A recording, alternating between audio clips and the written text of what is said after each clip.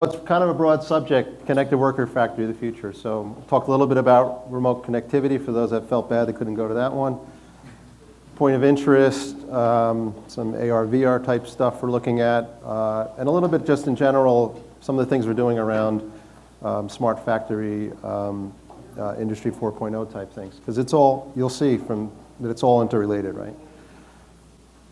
So talk a little bit, just a little bit about Colgate and what some of the things we're doing now and why we think this is important and what are our efforts around factory of the future, smart factory. And then some very specific use cases. I want to give some very specific use cases of what we tried, some POC, some we're scaling up, and what some of the lessons learned and challenges were. I'll be very open about it. It's not going to be an advertisement for these companies, but it's some of the companies that we've worked with and felt good partners, and we've certainly learned a lot from them. And then where we're going from there. So does anyone know how old Colgate is as a company? Any guess? 20s. Over 200 years old. 1806. So Colgate is like one of the few remaining companies in the Fortune 500. 1806, started in New York City. It's also the #1 brand found globally in someone's home. So of any brand, it's Colgate. #2 is Coke. So that's an interesting fact. So Colgate's been around a long time. So we're an old-fashioned company. We make soaps and things like that, but as you'll see, we're progressing from there. So of course, everybody knows toothpaste and all that stuff. Personal care, home care is cleaning products, and pet food, you may not know, Hill's Pet Nutrition, Tom's and Maine is Colgate, and we have a lot of other smaller brands. But as time goes on, and this is another group that I'm involved in, and more future innovation products like connected devices, we launched this with Apple, a smart toothbrush that knows where you're brushing in your mouth and works with Apple Watch and all of that. And this you have not seen because it was just announced, an augmented reality toothbrush that we were launching initially in Europe. So the point here being that old-fashioned company, but we're progressing not just in the new product space, but also in the factory space I'm going to talk about, and looking for use cases for augmented reality across product forms, but also obviously in the factory. So it's interesting times for us. Some of these won't be around much longer probably, and some maybe will progress into other products. So I put up this hype cycle, Gartner hype cycle. This is a general one for technology, but put a couple from a different hype cycle, which I can't show, where wearables fits. We started looking at this. I was at this 2 years ago, and it's grown like 3 or 4 times the size. In that time, there's certainly a lot of hype. There's still a lot of hype in some ways, but it's really becoming into its foray here. So especially the head-mounted wearables starting to really add value in real use cases. It's not just this hype. Back, some time ago, it was all around this gesture, and now it's going to the head-mounted and particularly voice and tap and all that kind of stuff. But it's getting into the forefront where it's really giving value to the organizations. So I want to take you through this. I'll say a day in the future, but in reality, the future is now. Some of the things we're working on and how it weaves into the wearable discussion. So we're doing work around predictive maintenance, so putting sensors on equipment and actually sending that to external partners to help us diagnose and predict failure.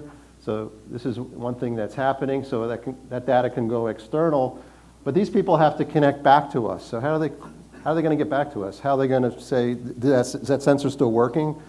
Is that the problem? Maybe you need to inspect something. Let's start troubleshooting this thing. So that gets back to the shop floor. How are we going to integrate with the shop floor? So wearables in this case, I think, is the ideal situation for people to get back to us. And then how do we actually, that pump is going to fail, how do we inspect it and take action against it? So we've done more tablet-based, but guided instructions on a tablet. We're connecting our key equipment suppliers, such as this pump supplier in Europe, to us, tying them into the platform that we've selected to do real-time support. And then when they go to actually install parts and do that, we've created some guided AR digital workflow type experiences to demonstrate that. all basically on a T&L, POC basis, but we're weaving all these things together. And then another area we're working on is 3D printing on demand. So if you tied all that together, you print it, you send it to the shop floor, the person then installs it, right? But at the center of it all, is the person receiving the information. We think wearables, and I'm going to say now that I don't think wearables is the answer for everything. Tablet and other forms are important or better in some cases, but the wearable certainly has its place in the factory. So we're working on all of these things. So, but why are we doing this? At the end of the day, we got to show value, and it's got to be some return. So our metrics are how fast can we make something and how cheap can we make something. We're a mass product company, except for some of those new examples that I discussed earlier. But we got to run, we have to have uptime, and we religiously track that line by line, asset by asset. And we can't afford downtime. So this is a big part of it. We have factories all over the world. Colgate is different than most consumer products company. Most of our sales is overseas, and less of it is in the US. But we have plants in 50 different locales all over the world. And we have central support centers and central research centers. So the subject matter experts are dispersed all over the world, and the expertise is dispersed all over the world. So that's important for us to connect all these people. Aging workforce, like everybody has, Colgate in particular, how are we capturing that knowledge transfer to pass on to the next generation. The equipment is getting, as I mentioned, the external engagement on the sensors, but in general, equipment is getting very complex. What used to be multiple pieces of equipment is in one large, massive piece of equipment. They're very complex and hard to troubleshoot. So this driving complexity of the equipment and the higher and higher speeds and the more importance for keeping that uptime is also driving us to immediately resolve issues and keep the equipment running real time. So in the smart factory, there's a lot of many use cases and many different people that we see important to connect to each other, right? So there's the factories that are all over the world. There's subject matter experts. We have a global technology center that's in the US that supports the world. And then we have regional technical centers and R&D centers. There's the OEMs. We try to standardize on key pieces of equipment for whether it's manufacturing toothpaste. We're vertically integrated and we produce our own packaging, fill it and ship it out. And we try to keep a core group of OEMs that are partners for us. So there's a lot of interaction with those. And again, these regional centers. So some of the key use cases that we've been doing is sharing best practices from one site to another and actually having one site train to another. Tours, whether that's for, it could be, for example, we just use it for insurance underwriting to do a tour of a facility. Audits for FDA, quality, et cetera. So instead of sending all these people out in the field, going to a factory, we can send one person or have somebody that works at that factory do the tour and then everybody else is watching in from the side. Obviously the troubleshooting is very basic, just equipment's down, how do we get that equipment back up? The preventive maintenance, as I mentioned, I think it's going to be more and more important because we don't have the subject matter experts internally to interpret all this data nor the resources. So my viewpoint is we're going to be, our critical assets we would like to have monitored by third parties, but those third parties need to interact with us, and the wearables are a perfect use case of that. In the lab environment, there's still a lot of paper that's recorded for experiments and lab capture. Some of it's, there's FDA requirements for that, and obviously for patent audit, for patentability and all of that, you have to keep good records. Lots of paper there that we're trying to convert digitally, so this is another area. And obviously training from an HR perspective. So many different people and different use cases. Let's look specifically more in the supply chain arena around wearables. We see the base, personally myself, see the very base level is this remote support, just interconnecting people, plant to plant, plant to center, et cetera. Get the wearables out there and start that as your baseline use case. That's our viewpoint of it. And I'm going to touch on all these other ones, point of interest, IoT visualization, et cetera. But the entry we started with was the remote support. So how do you get started? It's kind of a bit overwhelming. We decided it should be in the US so we can more closely watch it. We picked our US plants that are dispersed mostly in the Midwest and the East Coast, and one international one. And then we kind of forced a bit the use cases and did plant to center, plant to plant, and plant to OEM, and requested that they find specific uses for that. But then it grew, grassroots took off on its own during the pilot phase. So for example, one of the plants had equipment in Italy that they had to do a factory performance test, so they sent somebody over there, and then the rest of the team that was located in Ohio could watch that equipment being tested, right? So all these kind of things just grew naturally out of those pilots. A big part of it and learnings that came out of that was what were some of the issues around it, and a lot of it was around the IT infrastructure that we had. And coming out of that, we realized that we needed a separate virtual network within our plants just to manage this. So we didn't tie up bandwidth and other things that from the traditional legacy wireless that we had in there. So that was a key outcome for that. And it really was just a comfort level to get these devices from IT to the manufacturing, get these devices in the facility and just start using them. And just to gauge the reaction of the workforce. And also find some key, I'll call them allies, or key power users within the plants that will help us publicize this so we could go to the next level and scale it up. So as we expand this, we looked at many wearables, and we tested a lot of wearables and looked at different platforms. And I'm not going to say anything bad about any of the ones that we looked at, and they all have pros and cons. At the end of the day, I think we said, look, we really got to nail down this remote connectivity bit, and one of the best in class is LiveStream, who's here. RealWear is very rugged. We have very noisy environments in a lot of cases. So some of the wearables were not as good in the high noise environments. So from a safety and ruggability, RealWear met our needs, and LiveStream met our needs and for the connectivity bit. And you can talk to both of these vendors, while you guys are here.